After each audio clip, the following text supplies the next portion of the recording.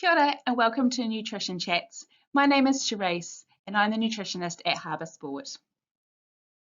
This topic covers supporting our kids to eat well for now and into their future.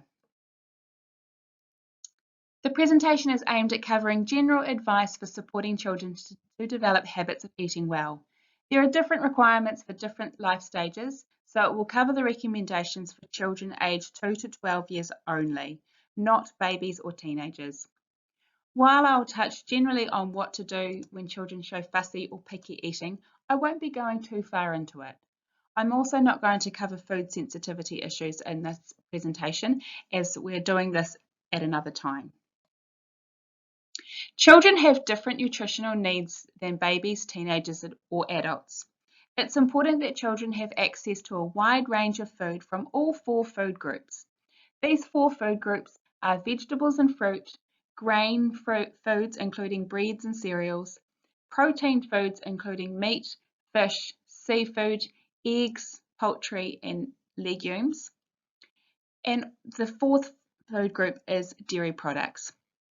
Unless there's a specific intolerance or allergy, aim to provide opportunities for children to eat from all 4 food groups often. Children also have a different amount of energy needs than adults. For adults, the plate model generally advises that we have half our plate of colourful, non-starchy vegetables, 1/4 of our plate as a protein group, and 1/4 as carbohydrate. But this looks different for children. It's advised that they have 1/3 of their plate as carbohydrate foods, so grains, cereals, or starchy vegetables, 1/3 as the protein, and 1/3 as non-starchy, colourful vegetables. It's also important to know that children have much smaller tummies. This means they need small amounts of food more often. For example, where 1 serving of dairy for an adult might be a 150-gram bottle of yogurt, for children this would be the same but might be spaced out over the day as 2 half portions of the bottle of yogurt. You can see on this chart here the recommendations for different ages. For the younger children, they have 1 less serving of vegetables and fruit and 2 less servings of breads and cereals than adults do. But this changes as they get into school age years. One of the really tough things about parenting is the challenge of dealing with children who don't want to eat, who are reluctant or have a real dislike of a lot of foods. I can say this because I do have 3 children and I've been through it myself. But one of the things to be thinking about is asking who is in the driving seat. So what that's talking about is who has the say in what's happening in the household. So the parent responsibility is deciding what a child will eat. So that includes meal planning, grocery shopping, the suitability and the variety of food and providing that. The other responsibility for the parent is deciding where a child will eat. So that might include setting up a routine or asking a child or expecting that a child sits in a certain place for eating and knowing if they're showing the signs of being ready. So what that means is if a child is running through the lounge and you're trying to put some food into their mouth, they're not engaged in eating at that time. They're busy, they don't want to do that. The child's responsibility is deciding at the eating occasion, so the snack or the meal, how much they'll eat. And sometimes they might choose to eat nothing. So thinking about who's in the driving seat, who has the responsibility to make the decisions. Children don't have purchasing power. They're not going out to buy the shopping. And so think to yourself about who gets to make the decisions about what food is there. Is it the 3 or 4-year-old that only eats one type of cereal, or is it the parent that can see the bigger picture of introducing more variety into their child's day to support their eating? The second tip is around supporting children to listen to their bodies. Children are actually very good at knowing how hungry they are, and that can change every day. So sometimes they are ravenous and sometimes they eat like a sparrow. So one of the things that we need to do as parents and caregivers is to support children to listen to their bodies by letting them choose their own portions when dinner is dished up and letting them stop when they say they feel full. Some of us might have grown up, I certainly did, grown up in a time that you were expected to clean your plate before you left the table. But that can have some consequences later in life if children aren't understanding the signals that their body is giving them about when they've had enough or when they're full, and then they can eat more than is comfortable. So if you can, it's really great to be able to support your children to serve their own dinner onto the plate and monitoring their own extra helpings. They might not always get it right because they're still learning, and you also need to monitor treat foods because that's difficult for children to monitor how much is enough due to the nature of treat foods. Another tip is that if children want to have more helpings because they are more hungry, support them and encourage them to wait for about 10 minutes to see if they are still hungry, because it takes this long for the signals in the stomach to get to the brain to tell how full it is. Tip number 3 is eat together as often as possible. Sitting together creates opportunity for modelling of behaviours like trying different foods, practicing using utensils, and also discussion around the table. And that can help to slow down and eat mindfully. Ideally, sitting around a table is helpful, but as long as everyone is sitting down to minimise the hazard of choking, that's great. And although everyone might not have a dining table, that's fine as well. Try to set aside a place and time that everyone knows that that's where you eat without distraction of TV or devices or toys. And it can be really helpful, especially for younger children or children that are not used to having a routine of eating at a certain time or a certain place, to get ready by having things like giving them some warning of it's dinner time in 10 minutes, we need to go and wash our hands, and find your favourite glass to have a drink of water. That can help support children to get ready for eating. And it's also really great if you can encourage your children to stay at the table while they're eating, not getting up and down, and just as part of being together as a family and whānau. Tip number 4, this has been well researched, that involving your children as much as you can really help with increasing their confidence in trying new foods, especially vegetables, and it enhances having a wider variety in their diet, and it supports positive eating behaviour in general. So children can be very involved at all different ages, and yes, it can be time consuming. As I said, I have 3 children and they are each responsible for helping to make dinner during the week.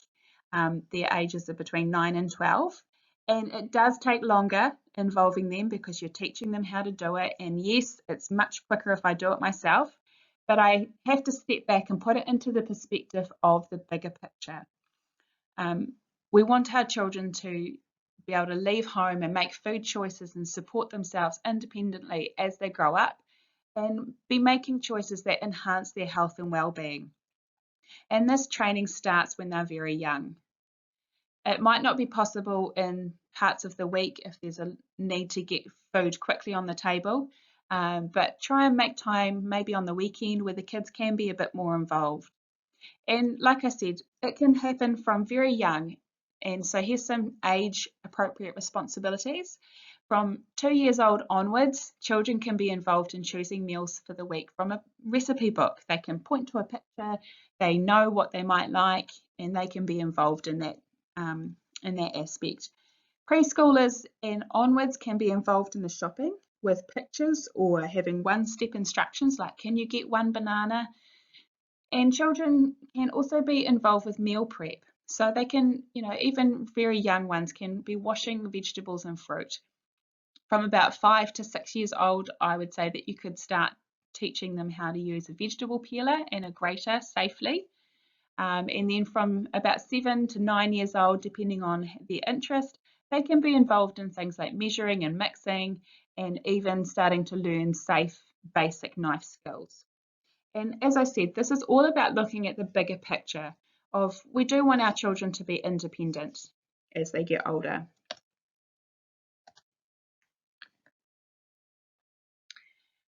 Tip number 5 is positively model. Children copy what we do and take more meaning from our actions than words. If we tell them to eat vegetables or fruit, but they don't see that happening, it's hard for them to take it seriously. Demonstrate enjoying a wide range of food and challenge yourself to try new things, because children also need to see that we also as adults can struggle with different tastes and things, and that's okay. Having lots of variety is really important. As I said at the start, children need to have access to food across all the 4 food groups to get what they need for their growing bodies. And children do tend to have preferences for foods that are familiar and seem safe. And depending on what's happening at home, it can be really stressful and it can be a real struggle, and we can find ourselves in a pattern of children just eating a few things, and that's the same thing that they like all the time. So it's important that they are encouraged to try a wide range. And children are often reluctant to try new things. This is called neophobia, and it can be due to taste or texture or the smell of it. Give them options to try new foods as often as you can. And so from about 1 year old onwards, children should be having the same meals as the rest of the family, with some alterations for safety. So soft food to avoid choking, and not adding extra flavorings that they don't need. And of course, there's differences if there are intolerances or allergies. But for the most part, as children get into toddler years, they should be pretty much eating what everyone else is eating. One tip to avoid food wastage when introducing new foods is just have very small portions or a few bites. So that might be, you might be trying to introduce peas, and the child really might not like those peas. Just have a few. You don't need to make a whole pot, just have a few on the plate. Any leftover food can also be used in other meals. Children need lots of opportunities to try new foods. It can take up to 10 to 15 times of trying a new food before they accept it, or they might also not accept it, and that's okay as well. I'm sure that all of us, including myself, have a few foods that even as adults we really don't like. But the great news is that our taste buds also change. They actually regenerate every couple of weeks. So we can train our taste buds to like new things. And you may find, I know for myself, that there's been some foods that I really didn't like as a child, and now I really like them. So the important thing is to be patient and offer lots of opportunity to try a food, even if it is only one bite. Tip number 8 is to avoid labelling foods. We need to change the language around food and how we eat, because it is causing some problems with people's relationships with food as they get older. And food is something that's vital to our health and living. So if you can, avoid labelling food as good or bad or naughty. And similarly, model positive language about your own body and eating habits. It's quite detrimental for children to be hearing things from role models in their family around, I shouldn't have this food, it's such a bad food, but I'm going to be naughty and have it anyway. That can cause a real confusion for children around the messages about food. It is important that children understand we have certain types of food as a treat occasionally, because they are less supportive of our health and well-being, but we can also enjoy them every now and then without it being labelled as bad or naughty, or even calling it a guilty pleasure. This is a really hard one, and I've been there as a parent. It's really tempting to try and encourage our children to eat well by rewarding them with a food they like after they've eaten a food they don't like. So we know the whole the saying of, you can have your dessert once you've eaten this vegetable or whatever it is that they don't like. But this again creates confusing messages around food and sets children up to associate the foods they like as good and foods they don't like as bad. And again, that can be confusing when we're trying to talk about health and well-being and that sort of thing. And we also don't want them to have an idea that it's something that they really just have to get through and endure. We want children to understand that having a wide variety of food can be enjoyable and that it's great for our health. So instead, try to think of a non-food reward like a family game, or they get to choose the movie, or you might even have some stickers if it's something that you're really trying hard to work on. So the last tip is to keep calm and have a kind approach. Encouraging children to eat well can be very stressful. I understand that. It's important to remain calm and not turn it into a battleground. Children really know how to push our buttons, and if they know that mealtime has become really stressful for mum and dad because the child is refusing to eat, then that's going to continue. So as far as possible, try and keep calm and not turn it into a big deal. There'll definitely be some resistance when you're trying to make some changes as to how things are happening at meal times, what children are eating, or introducing that you sit at the table now without the TV on. That would definitely have some resistance. But again, going back to tip number 1, think about who's in the driving seat. Why do you want these things to happen, and what is the big picture? Communicate this to someone who can support you and back you up. And understand that you need to take small steps to make lasting change, and sometimes it might feel like you're not making progress at all. So some strategies to keep calm might be that you include clearly letting children know that they can participate in helping choose and prepare meals, but what is served for dinner is what is there. You're not going to be making separate meals unless there's a real allergy or intolerance issue. So you might also need to explain that if they choose not to eat what's prepared, there's not any other food available. And I know this can be really difficult to follow through on because it's upsetting as a parent to think about your child going hungry. So you might want to do this if you're introducing new foods. You might want to do this in the lunchtime meal or on a weekend when you know there's going to be more opportunities for them to have something to eat later. And remember that you're also helping kids to learn what their body's telling them. So you might need to place limits on treat foods and when they can eat them. The main thing is to stay calm, but be firm. And if it's becoming stressful or upsetting, step away to get a breath of fresh air or ask someone else who supports what you're doing to step in. And it might not always go to plan, and that's okay. You can just let it go and try again another day. And avoid setting up hard and fast rules because this feeds into having a poor relationship with food. As long as your children are getting a varied diet, there's not really a concern. This is just a quick word about fussy or picky eating. As I said at the start, it's out of the scope to delve into really serious issues around children who are not eating enough or have a very limited range of food they like. So if you do have concerns, you're more than welcome to get in touch with me to discuss it further. But this is just a general overview. So the definition for fussy or picky eating is someone who is consuming an inadequate variety of food through rejection of a substantial amount of food that they are familiar with, as well as unfamiliar. So here are a few tips from a dietitian that specialises in this area. Her recommendations are for planning meals firstly. This helps to eliminate surprises. You don't get caught out by wondering what to cook for dinner tonight. When food, different foods are rejected, but it also means that children can be involved.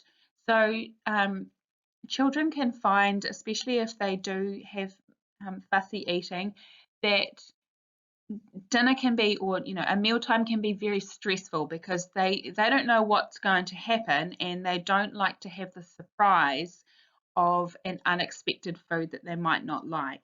So involving them in planning and preparing meals, that means that you can reduce that surprise a little bit for them and make it less stressful and anxiety provoking.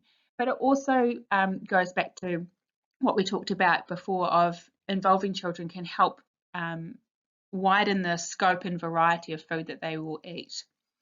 The second tip is to buy generic brands.